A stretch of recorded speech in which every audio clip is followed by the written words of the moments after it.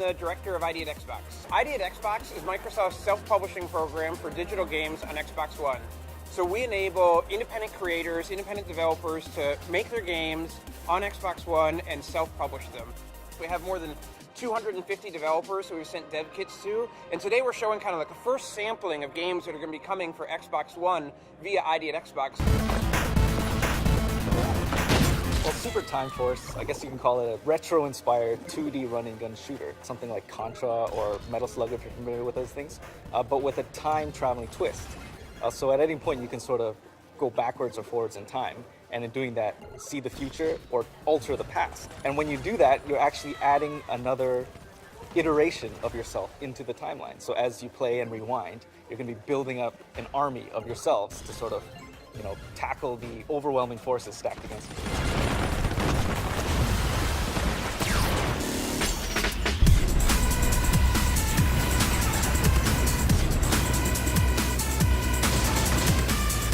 Strike Suit Zero is a space game like we always wanted to make. We used to play games like X-Wing vs TIE Fighter, Wing Commander, Colony Wars. What happens is that you can actually turn into the Strike Suit, you stop dead in space, you can go in any direction, backwards, forwards, left, right, more like a third-person game, but that means that you can do just incredible things.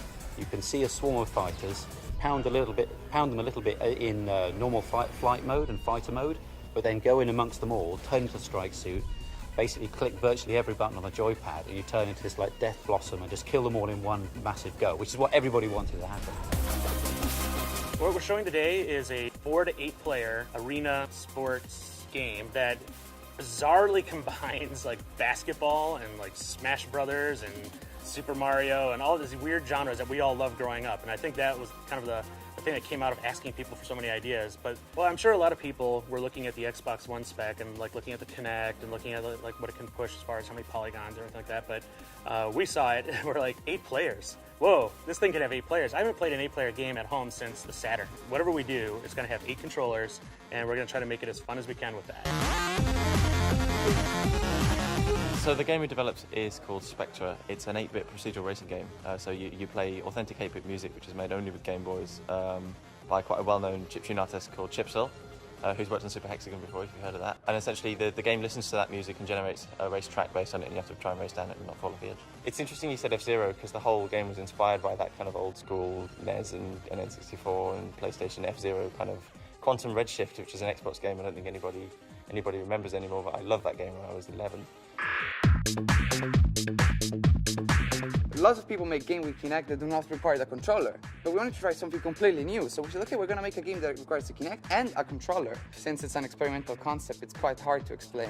But basically, you have to imagine like a normal platform game in which instead of one level, there's 2 levels. But the second level is behind the first level, right? So normally you would only see the first level. But with this Kinect game, the silhouette of the player is like carving a hole in the first level. So you can see also the second level.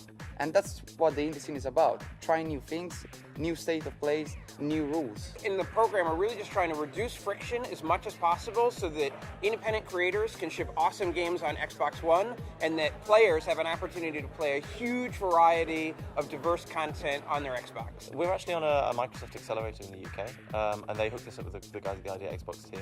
They'd seen our game before, which was predominantly a mobile game, and they're like, you guys should get this on a console, and we think we've got one you should be interested in. It was a really big win to be able to work with the hardware early on, see the revisions, and even be part of the process to see what kind of changes were needed in the development kits and things like that to help make the process more smooth. And then we started getting check-ins on phone of, you have everything you need, you have it. I've never had that experience before. Especially comparing it to last time on the 360 where they had the indie game program, but it was sort of a very limited scope. This time it's kind of like all out, just you can have everything, you can go crazy and see what comes out.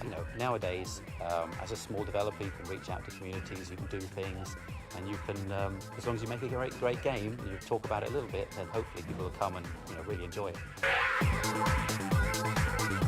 We started this program by going on a huge listening tour, talked to more than 50 different developers about what they wanted in an independent publishing program, and we haven't stopped listening.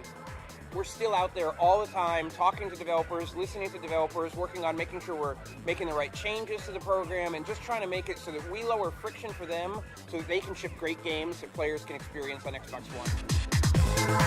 a lot of work. It's been really gratifying. But then to walk in here and like suddenly see all the games, it's just like, okay, this is real. Like, wow, like this program, like we're shipping a lot of games, and this is just a fraction. I mean, I think gamers are going to be super excited to see what these independent creators deliver over the next year, year and a half. I mean, this is going to blow you out of the water.